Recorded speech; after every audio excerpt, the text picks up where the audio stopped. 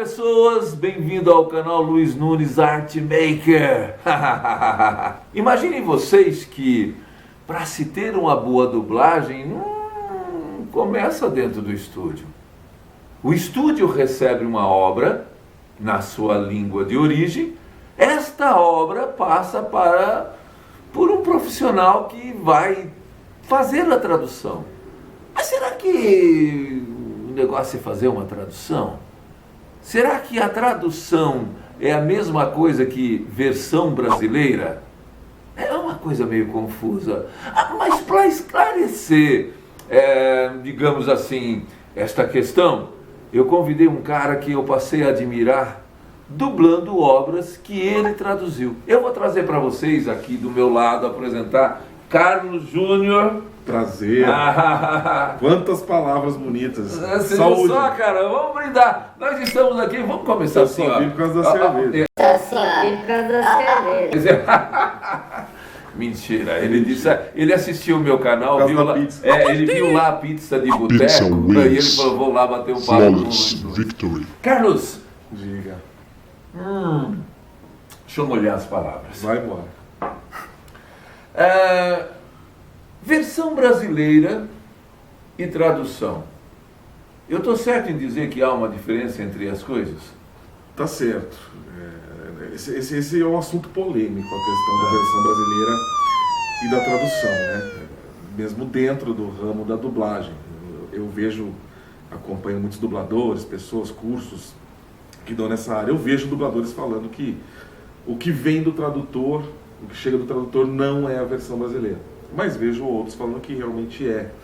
Para mim, na verdade, a versão brasileira é o conjunto da obra. É uma tradução bem feita, adaptada. Então eu chamo sim a tradução para a dublagem de versão brasileira, com depois as boas atuações, as boas direções da dublagem que fecham todo esse conjunto. Né? Porque é que nem quando eu cheguei a gente estava batendo aquele papinho, aquele pré-papinho ali que eu falei para você que o que dá o brilho para a tradução é a boa atuação, é a boa direção da dublagem. Sim. Então, para mim, realmente a tradução para a dublagem e a versão brasileira começa ali. Começa ali, sim. Bom, quando eu falo de buscar o significado dessas diferenças, porque quando nós estamos no estúdio com um texto bem resolvido, a dublagem flui. A coisa mais frustrante para o dublador, para o ator na dublagem, é você ver a cena, olhar para o rosto daquele ator que você está dublando, para aquele boneco. Uapa! Bonecão do posto, tá maluco, tá doidão! Balança a cabeça, os braços e o popozão! Né? Genericamente chama boneco. E de repente aquele texto, ele não disse isso. Ao pé da letra tá mais ou menos isso. Mas será que no Brasil as pessoas vão entender isso? Principalmente o sentido das piadas. Às vezes eu vejo o americano rindo de coisas que eu falo assim, nossa, esse cara tá doidão. Não entendi. O que significa essa gargalhada toda? Eu chamo de um processo a mais, que eu digo contextualizar. Eu tive um mestre, um cara que se tornou até meu compadre, ele foi padrinho de batismo do meu filho mais velho, o Marcelo Gastaldi. O Marcelo Gastaldi, contemporaneamente falando, ele é conhecido por ter sido o criador da voz do Chaves, diretor da série Chaves. Ele no Chaves, por exemplo, que é o mais atual, super contextualizado, sim, onde ele pega os textos e coloca na cultura brasileira. Sim, sim, o Chaves é uma referência. É uma referência. Eles falam de Guarujá, eles falam do Flamengo, Né? eles falam dos times. Mas eu vi até a Ponte Preta, que eles, né? Eu vi até falando da Ponte Preta do Chaves. Tem alguns textos do Carlos que me chamaram a atenção, algumas traduções dele. Por exemplo, o Racket. Sim. Né? Como é que chama mesmo o personagem que eu dublo no Racket? Você dubla o Steve. Steve. O Steve. O Steve. O Steve tem uma cena que a gente vai mostrar agora, da segunda ou terceira temporada, que Do xadrez. do xadrez, que o cara está tentando ensinar ele a jogar xadrez, porque aquele contexto se tornou um tabuleiro de xadrez. Uma coisa encaixa aqui, outra encaixa aqui, papapá.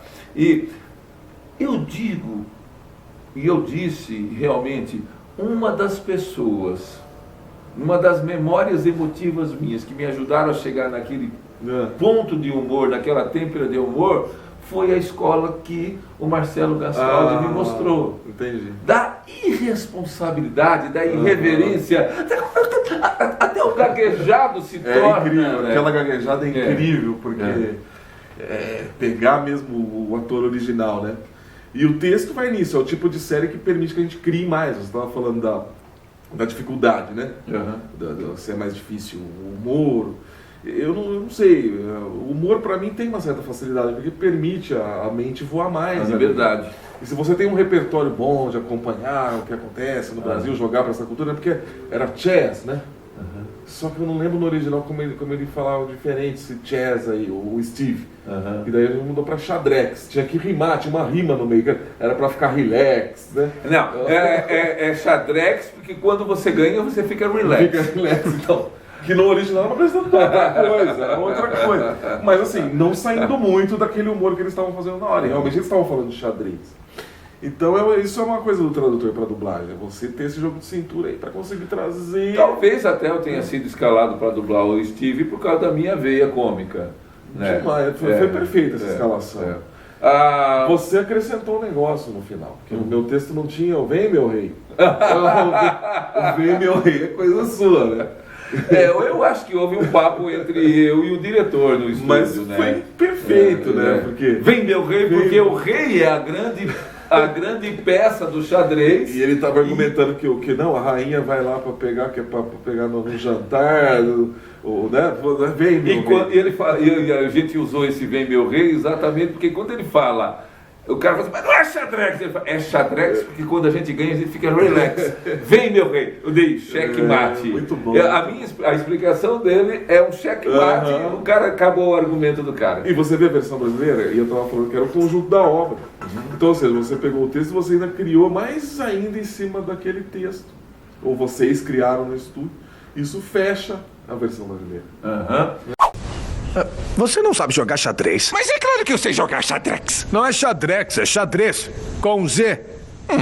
Eu tenho certeza que é xadrex. Por que se chamaria xadrex? É porque você fica relax quando você ganha. O quê? Já cansei chega desse papo. Vou fazer o meu jogo. A gente falou desse humor escrachado do Ragged. E tem um humor refinado de Marvelous Mrs. Maisel. Que você, nesse pré-papo que a gente fez aqui de bastidores, ele estava falando que a responsabilidade da tradução de Marvelous Mrs. Maisel é que é uma grande obra. Então, é aquilo que eu estava falando. A Maisel é uma série incrível. Uma série incrível. Sim. Aquele texto, né, da Paladino, da enxerga o Paladino do marido dela, é uma obra de arte em si. Aquelas palavras lá no original é uma obra de arte em si. Então, o meu maior esforço na tradução da Maisel é não estragar a coisa toda. É trazer, ela não exige e nem pode grandes adaptações, porque é uma coisa muito fechada em si mesma. Década de 50, final da década de 50, judeus ali no Upper West Side.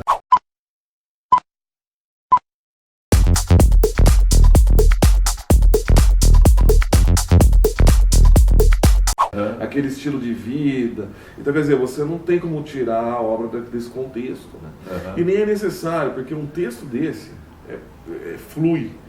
São textos longos, cada script da Maisel tem 80 páginas.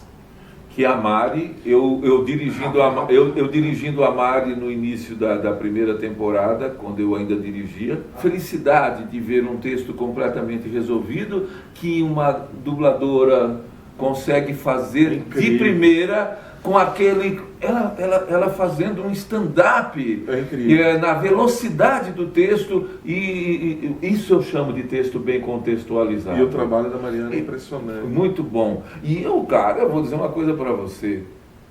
Foi um presente dublar o Shalom. Que ator? Ele é conhecido de uma década já para cá maestria também. com o Monk, né? Aquele seriado Monk, aquele grande ator do Monk que celebrou, ele ficou... Nossa, e cara, foi um presente. A hora que eu cheguei no estúdio, que eu vi, eu falei, meu Deus! E ele tá espetacular nessa série. Ele tá espetacular nessa série, como o pai da Maisel ali, né? Todo com jeito. Agora não posso falar, eu já ia falar da terceira. Já chegou a começar alguma coisa da terceira temporada? Não pode falar. Não pode falar, né?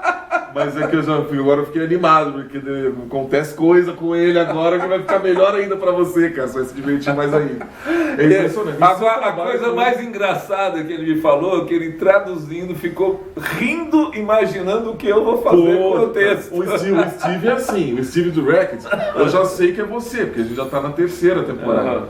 Eu falo, puto, Luiz, isso aqui, ou o tal dublador disso aqui, vai ficar incrível, né? Mas vamos sair um pouco dessa lavra aí do humor para um outro contexto. Você entrou na minha casa assim, aqui é a casa do Drácula. Aqui é a casa do Drácula. Também outro personagem incrível também. Castlevania, que foi aquele game... Nos anos 70, game, né? Anos 80. 80. Um game que ficou muito forte, hoje. está aí até hoje, tal, que foi transformado em série. Outro presente. Ele não é exatamente o protagonista, ele é protagonista do contexto, mas não é o protagonista. Mas permitiu para mim, cara, uma criação. Em que sentido? Da dublagem, na minha voz, criar a voz, trabalhar a voz. E volto a dizer, o grande diferencial de um texto pronto para se trabalhar. Nós dublamos em vários estúdios. E vou dizer uma coisa para você. Já foi comentado assim, entre eu e donos de estúdio, que ali dentro do estúdio, o momento do playback, aquele custo é um custo de muita responsabilidade para o estúdio. O tempo, o time, a velocidade com que se tem que dublar, quando nós encontramos um texto mal resolvido, é lógico que o dublador e o diretor têm que se preocupar em fazer adequações, que eu digo assim, a gente convence mais o espectador que a dublagem praticamente passou desapercebida, ou seja, as pessoas, nossa, parece estar falando em português, quando os encontros labiais coincidem com aberturas e fechamentos dos vocábulos das sílabas na língua original. Então o cara está falando em inglês, I love you, eu amo, love, amo. Você tem que buscar palavras que tenham tônicas ali. Então, a gente perde muito tempo e acaba irritando e acaba cansando até um pouco o dublador e o diretor no momento da dublagem. Entendeu? É óbvio que o resultado disso depois é percebido. Quando você está à vontade, nossa, a criação flui melhor. O tempo de dublagem é melhor. Eu vejo colegas falando assim, olha, um bom dublador em São Paulo, né, um bom dublador tem que dublar pelo menos 40 anéis por hora. Mas existem anéis que o cara fala, e aí? Agora. Durante 20 segundos ele só tem ele dublou um anel em segundinhos. Só reação. Em ações de segundos. Mas quando você pega um personagem em um momento em que ele realmente está dando aquele texto que a gente chama de bife, e os 20 segundos de cena são falados... Maisel? Exato. Como é que você vai ter velocidade se o texto não estiver bem resolvido? E mesmo bem resolvido, você é testemunha que a gente tem que fazer as adequações. Tem. Faz parte da nossa função fazer adequação, mas não faz parte da nossa função ficar dentro do estúdio fazendo redação. Bom, o que eu quis dizer convidando o Carlos Júnior para esse bate-papo aqui no meu canal é que quando a gente encontra um bom profissional, a gente tem que realmente mostrar a cara dele. Eu quis mostrar a cara desse tradutor, desse versador da dublagem brasileira. O prazer é meu. E com muito orgulho eu digo, algumas das obras que eu tenho a melhor performance ultimamente, os textos são feitos por ele. E vou dizer uma coisa para você. Que isso, é hein? um grande prazer que eu vou encerrar Escutem nosso papo. estúdios, escutem estúdios. E eu vou encerrar esse papo, calma, vamos Opa, lá, tem que opa. conversar. Eu bebo mais, ó. Ah, eu bebo. O meu tava mais vazio, hein? Saúde, obrigado pelo convite, Luiz. Eu sou seu grande fã, você sabe disso. Já te falo, tô te conhecendo hoje. Já te falava bastante pelo Facebook. Oh, aquele trabalho, sou seu fã. Né? Spectrum Man, pô. Assisti o Spectrum Man, né? Também não sou tão jovem. Cerca de final da década de 70. Sou seu fã e tá hoje aqui. É um grande E prazer. sabe cara. quem Muito é, obrigado. quem é o responsável do Spectrum Man também, que me escalou? Marcelo Gastaldi. Marcelo Gastaldi. Tá no céu. Ah, que Tá pena. no céu. Grande cara. Com saudade Então, ao Marcelo. é o Marcelo. Saúde. Gente, obrigado por ter vindo aqui no Luiz Nunes Art Maker.